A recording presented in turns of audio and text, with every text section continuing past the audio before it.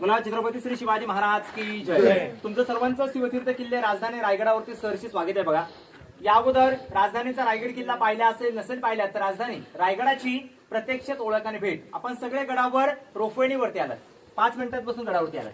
पायऱ्याने आला असतात 2350 पायऱ्या बघा, 2 तास गडावर यायला लागतात। ती गडाची पुढची बाजू होळीचा माळ बाजारपेठेनंतर आपण सगळे जाणार आहोत। ती गडाची पुढची बाजू ही गडाची मागची बाजू बघा।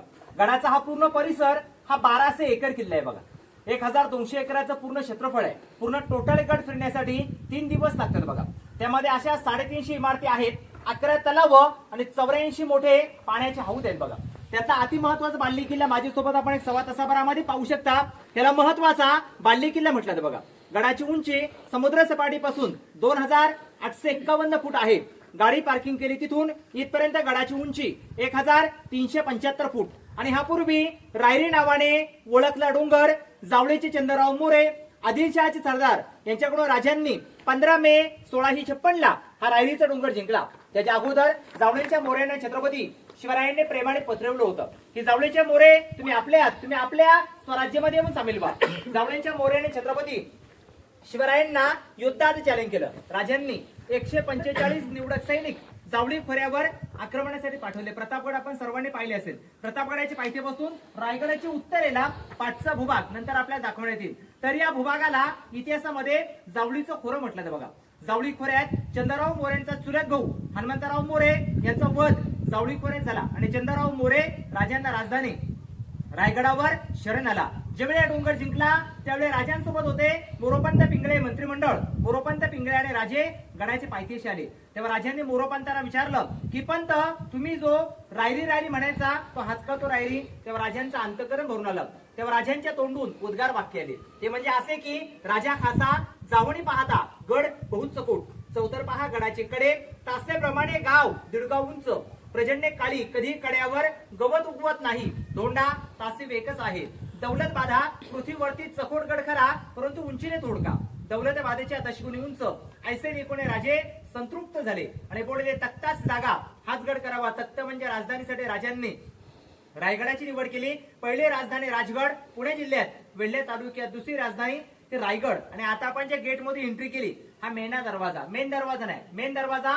पायी येताना पाहायला मिळतो, त्याचं नाव महादरवाजा। पूर्वीच्या काळात मेना आणि पालखी हे 2 प्रकार राहायचे। मेना कव्हर, पालखी ओपन। मेना म्हणजे राजांच्या राण्या किंवा राजघराण्यातील स्त्रिया संध्याकाळच्या वेळी मेन्यात बसून गडाच्या पुढील बाजूला बाल्कनी नंतर आपल्याला दाखवण्यात येईल तिकडे राण्या बसायला जायच्या, म्हणून या इतिहासामध्ये मेना दरवाजा। आणि आता आपण सगळे जिथे बसलेले आहोत हे राण्यांचे महाल आहेत बघा। छत्रपती शिवरायांना 8 राण्या होत्या, 8 रायगडावर 6 राहायच्या। हे 6 राण्यांचे सामर कनेक्टेड। मी 8 राण्या सांगितल्या, गडावर 6 राहायच्या, मग 2 राण्या राहायचे कुठे आपला प्रश्न पडतो बघा। सईबाई राजगडावर पुण्यामध्ये। छत्रपती शिवाजी राजे राजधानी रायगडावर येण्या अगोदर सईबाईंचं निधन राजगडावर झालं। संभाजी राजे 2 वर्षाचे असताना त्यावेळी आणि पुतळाबाई गडाच्या खाली 2 किलोमीटरवरती पाचाडगाव लागलं बघा, तिथे राष्ट्रमाता जिजाऊ महासाहेबांच्या सेवेला खाली पुतळाबाई राहायच्या। सर्व राण्यांची नावं सांगतो, सईबाई स्वैराबाई, काशीबाई सकवारबाई, लक्ष्मीबाई गुणवंतबाई, पुतळाबाई सगुणाबाई। स्वराज्यामध्ये सैनिक कमी होते, स्वैरसंबंध वाढावा म्हणून राजांनी नामावंत सरदारांच्या मुलींशी लग्न केले। गायकवाड, शिर्के, विचारे, इंगळे, मोहिते, जाधव, लिंबाळकर, पालकर मोठी घराणे होती। त्यांच्या मुलींशी लग्न केले तर आपल्या विरोधात ही लोक लढू शकत नाही। त्या काळातले हे पॉलिटिकल राजकारण। आज जेवढे आपण गडावर या इमारती पाहतोय त्याच्यावर छत्रपती वर्तुळ नागडं आणि त्याच्यावर मातीची कौलं 10 मे 1818 ला इंग्रजांचे 2 अधिकारी, त्यांची नावं आहेत मेजर हॉल आणि कर्नल पॉर्थल। गडाच्या खाली आता तुम्हाला डोंगर दाखवलं, पोटल्याचं डोंगर, तिथून 1818 ला तोफेचा मारा केला। तेव्हा गडावरची इमारती इतिहासाच्या नोंदीप्रमाणे 11 ते 12 दिवस इमारती पूर्णपणे जळत होत्या। आता भिंतींचे अवशेष चौथरे पाहायला मिळतात। त्या काळात गडावरच्या हे टोटल इमारती बांधण्यासाठी 14 वर्ष लागले बघा। 1656 ला जावळ्यांच्या मोऱ्यांकडून डोंगर जिंकला। 1656 ते 1670 14 वर्षामध्ये गड बांधला। ज्यांनी गड बांधला ते इंजिनियर शिल्पकारांचं नाव आहे सेवे चठाई तत्पर हिरोजी इंदुलकर। 14 वर्षात स्वतःचं घरदार वाडा जमीन जुमला एकूण गड बांधला। गड बांधून झाल्यानंतर राजांनी हिरोजींना विचारलं, हिरोजी तुम्हाला काय बक्षीस हवंय? हिरोजीने बक्षीस काय मागितलं असेल हो? तर फक्त एका दगडामध्ये पायरीत नावाची पाटी, सेवे चठाई तत्पर हिरोजी इंदुलकर, त्यांच्या नावाची पाटी पुढे आहे। माहिती पुढे सांगण्यात येईल। गड 1200 एकर आहे, त्यामध्ये 11 तळी आहेत पाण्याची।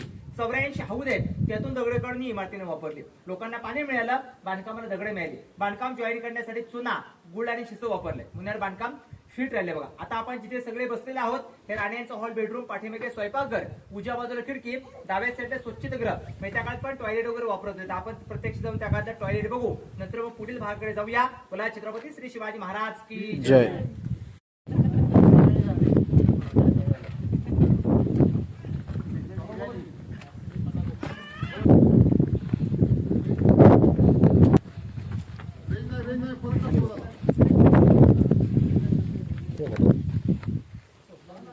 इथे आतमध्ये येताना खाली बघा सर, खाली बघा आतमध्ये येताना पटकन सांग.